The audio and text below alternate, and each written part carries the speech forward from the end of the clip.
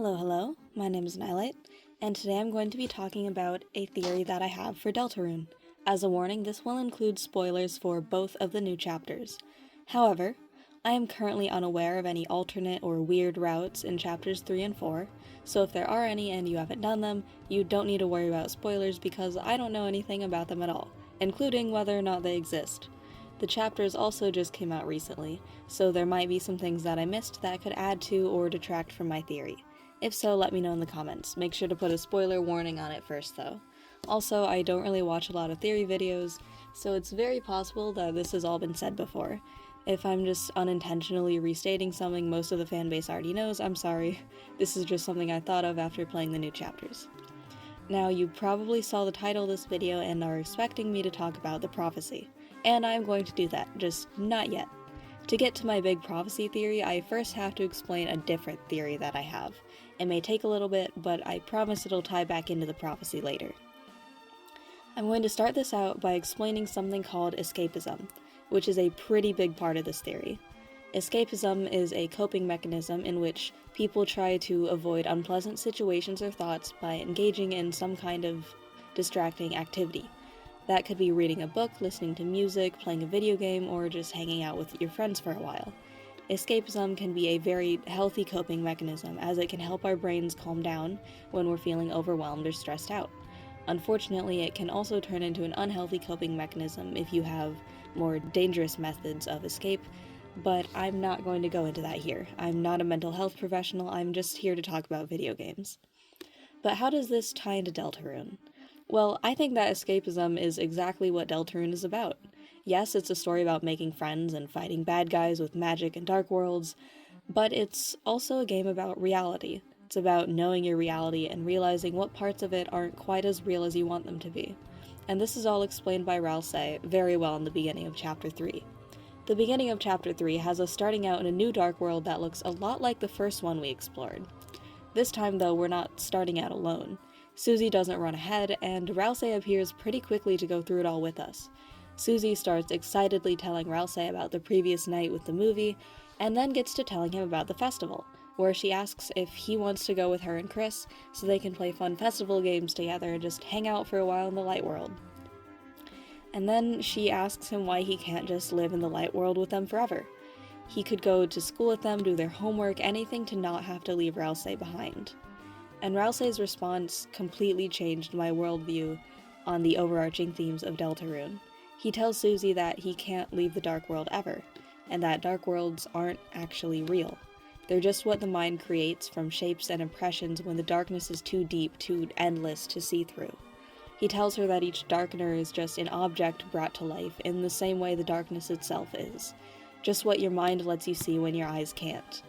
He tells Susie that he loves being friends with her and Chris, but they shouldn't worry too much about him or the other Darkners because, well, they're not really people. They shouldn't have feelings, they're only there to serve the Lightners. That's what toys are made for, right? You don't buy a deck of cards because you want to talk to it, you buy it because you want to play card games. So why should the Darkners be any different? They're only here to make the Lightners happy in the Dark Worlds. Obviously, this is a bit of an exaggeration, as like Susie says, you can hear and feel the Darkners, and the Dark Worlds definitely have some effect on the Light World, but you get what I'm saying here. This is where escapism comes into play.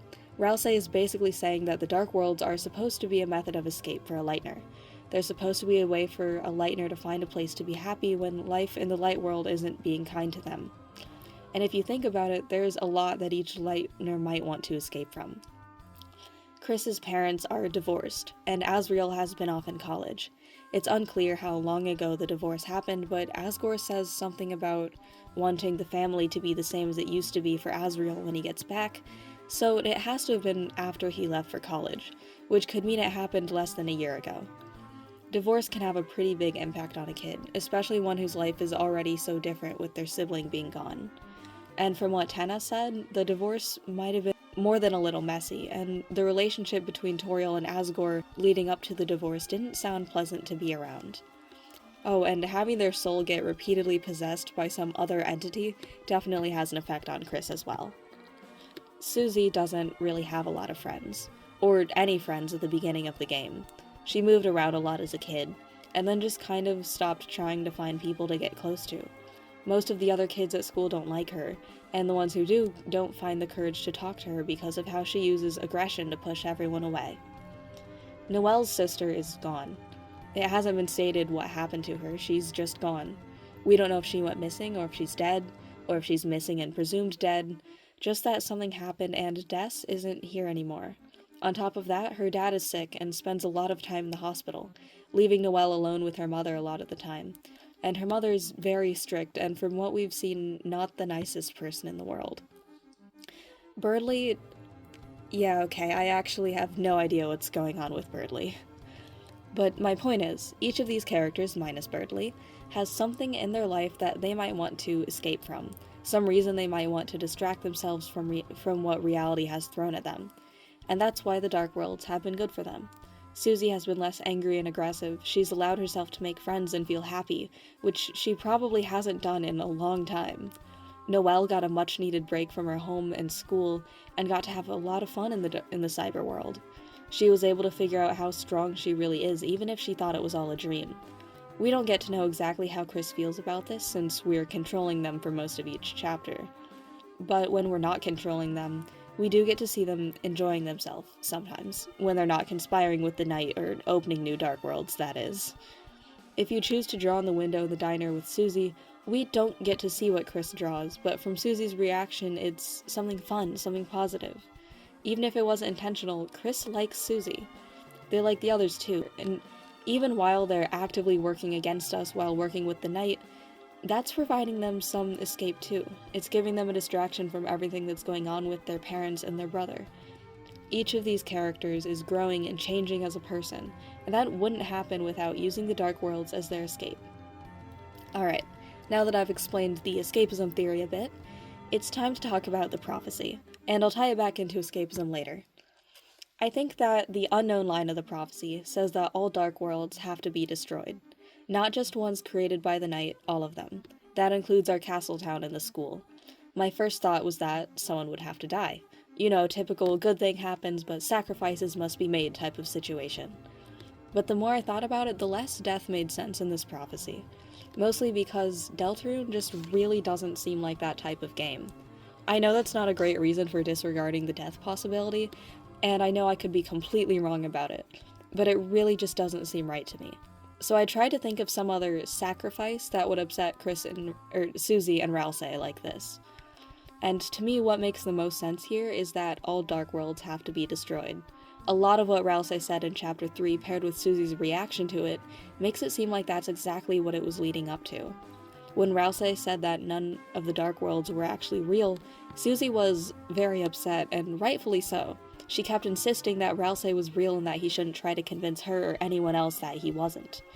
Ralsei didn't really get a chance to argue with her then because Tana interrupted the conversation, but we got more information later when Susie saw the full prophecy. She was, once again, very upset, enough to fully shatter that panel of the prophecy. And when she confronted Ralsei about what it said, when she said she would find a way to change it, he eventually gave in and agreed. This is because of one big trait about Ralsei that became apparent in the new chapters. Ralsei doesn't want anyone to worry about him. He doesn't want Chris and Susie to see him like they see each other, enough to where he doesn't even see himself as much of a person as they are. He doesn't care enough to make his own room. He even completely rebuilds and combines Chris and Susie's rooms in place of making his own. He doesn't try eating cake at all until Susie demands that he does. He clicks on lower in Tana's quiz question about how much the Ralsei plushie is worth. He says multiple times that the Darkners only exist to help the Lightners. Ralsei very clearly has some very big self-worth issues. I think that this stems from him coming into existence in his dark world already knowing the prophecy. Or maybe not right at the start of his existence, but he learned it very quickly at least. Quickly enough to where by the time he met Chris and Susie, he has already come to terms with his fate.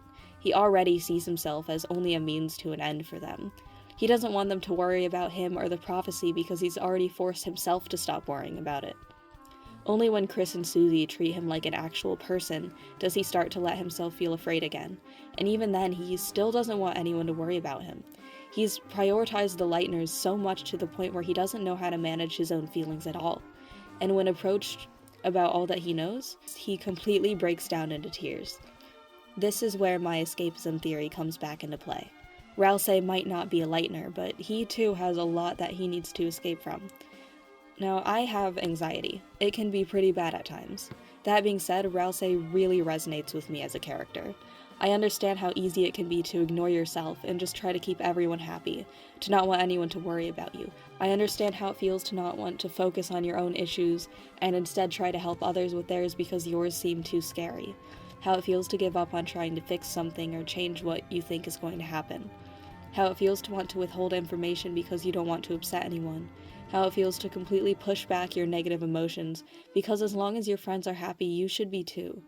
How it feels to agree with people so they won't be upset with you. Ralsei is a people pleaser in the same way that I am.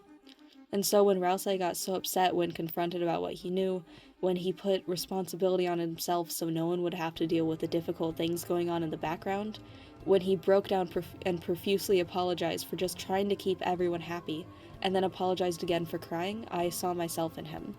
I saw and understood how afraid he was. So I can see that he wants to escape from reality too, and helping the Lightners is how he's doing that. He may not be able to go to another world to escape his reality, but he can help others who came to his world to escape theirs. His fear is probably the biggest reason for why I think that this might be the unknown line of the prophecy. Ralsei is very clearly afraid. This is most apparent after Susie breaks the glass panel that shows the unknown line. After Susie leaves the room, he faces away from Chris before turning to look at them, and there's no sprite art for his dialogue. Then when he does face them, he's smiling, and it's not a happy smile. As he says, his fate has already been decided. And then he starts to cry again, and then again tries to regain his composure and look at Chris with the fakest smile I have ever seen, and tries to convince them that he's okay, even pointing out his smile as if that makes everything more convincing. If you then choose the dialogue option to tell him that it's okay to not smile, he finally admits that he's scared. He says it's getting harder and harder to keep smiling all the time, to be the one pretending he's not afraid to. He says that he learned that friendship isn't about being happy all the time. And then he says that he wants to believe the prophecy can change. So I know that there's another theory about the unknown line. It's where the line is about Susie. And I can see where people would think that, since that part of the prophecy does seem to be emphasizing Susie a lot, and the main theory there is that the prophecy is saying that Susie will die or something else bad will happen to her. But I also don't think that's what the line is about. Alongside what I said earlier about Deltarune not seeming like the death prophecy type of game, I have another reason for not thinking that's what the prophecy says. That is Susie's reaction. She's initially upset, but she pushes that back pretty quickly after breaking the glass panel. She thinks it's ridiculous. Of course, that could be denial, but I don't think she'd go from angry and upset to full denial that quickly. On top of that, she immediately switches to comforting Ralsei, telling him to stop crying because no one would let that happen. Yes, if my friend was upset about something, I'd try to comfort them, but if I just learned that I was about to die, I'd be too busy trying to comfort myself to notice that my friend was crying. Or I might notice, but I'd be crying too. And yeah, I'm not Susie, so my reaction would be different, but I still think her reaction would be a bit different if the prophecy was foreshadowing her death. She would probably be afraid, more desperate, and not so good at hiding it. That fear would probably come with anger, similar to what we saw in Chapter 1. Less, we won't let this happen, and more, I can't let this happen. As for why the prophecy of that part focuses a lot on Susie, I think it's possible that the Dark World was just mirroring Susie's desire to know what would happen. It is her Dark World, after all. Coming back to Ralsei, Susie comforts him specifically, because if my theory is correct, she knows that he is the one who would be affected the most if the Dark Worlds have to be destroyed. She's not trying to convince herself that the Dark Worlds, or that the prophecy can change. She's trying to convince him. She can see that he already accepted the prophecy long ago. That's why he's not trying to change it. And if the prophecy was about something bad happening to Susie, why would Ralsei accept it so easily? He thinks Darkners exist to help Lightners, right? So why would he be so okay with Susie getting hurt or dying to fulfill the prophecy? He was willing to accept his death as a sacrifice, not hers. When he says he wants to believe the prophecy can change, why wouldn't he want it to change sooner if he had thought a Lightner would be hurt by it? That selflessness lines up really well with what we've seen of Ralsei's characters so far in the last 2 chapters. Now, there is one big flaw with my theory. That is the fact that the specific wording of the prophecy says that they will save the worlds, plural, not just one world, insinuating that the Dark World will be fine too. It's possible that saving the Dark World means destroying it, as that would mean the Dark World served its purpose and doesn't need to keep existing. It's also possible that with however the unknown line is worded, Susie and Ralsei interpret it as meaning the Dark World will be destroyed, while it actually means something else that they won't understand until after the prophecy is complete. And this is actually what I think might happen. I think the specific wording might be something along the lines of, each Dark World has to be let go. Not that exactly, but something where it could be easily interpreted as destruction. This is where my escapism theory comes back in. Escapism is used to distract you from real-life situations that you find stressful. After those situations have been all figured out, you might not need whatever method of escape you were using anymore. You might end up letting go of whatever you used. I talked a lot earlier about why I think this game is about escapism, but I also think it's about growing up. It's about realizing who you are and allowing yourself to become a better person because of your experiences and the people you meet. And when people grow up, they often end up letting go of a lot of the stuff they used as a kid. And that is what I think the prophecy says. I think the game could end with Chris and Susie and Noelle realizing that they don't need the Dark Worlds anymore. They're ready to grow up, no matter how scary it is. The Dark Worlds helped them, but they might not need that help anymore. However, it is important to note that growing up doesn't have to mean goodbye. You can let go of something by realizing how it used to be used to help you and recognizing that you don't need it to help you anymore, while still not leaving it behind. Letting go can be as simple as growing past the need for something, but that doesn't mean you have to give it up forever. You can let go of one purpose for something just to give it a new one. This is how I think the prophecy might come to pass without truly getting rid of Ralsei or the Dark World. The Lightners can let go of the Dark Worlds by realizing they don't need them anymore, but also realizing that they can still just enjoy the Dark Worlds for fun instead of necessity. Letting go of what the Dark World meant to them doesn't have to mean saying goodbye to all that they could mean to them in the future. I understand that I might be grasping at straws here, and I'm very aware that the world's plural word choice probably disproves my theory. However, not all theories are correct, and I never expected mine to be entirely right, even if the prophecy said world singular. I just had a theory I thought was interesting and wanted to talk about it. And that is all I have for this video. My theory might not be completely right, and it might very well be completely wrong. But that's okay. I'm just here to have fun and brainstorm one of my favorite games. And after all, it's just a theory. Let me know what you think in the comments. I want to see any thoughts you have on the prophecy and my theory of it. Hey, maybe some of you will think of something that makes the whole save the worlds thing work better with my theory. Or maybe you'll think of something else that completely disproves it. Either way, tell me what you think. I'm interested in any and all theories to get me through the wait for the next chapter. And let me know if you have any questions about anything I said or any points I made here. I may have left something out or not been as detailed as I could have been, so I'm happy to answer any questions you may have. Thank you all for watching. If you enjoyed, it would be pretty cool if you liked the video. If you really enjoyed it, you could possibly even subscribe. However, I don't make this type of video often, so don't expect another theory video anytime soon, Deltarune or otherwise. I mostly make animatics here, although I often forget to finish and upload them. I'll have one done soon, I promise, hopefully.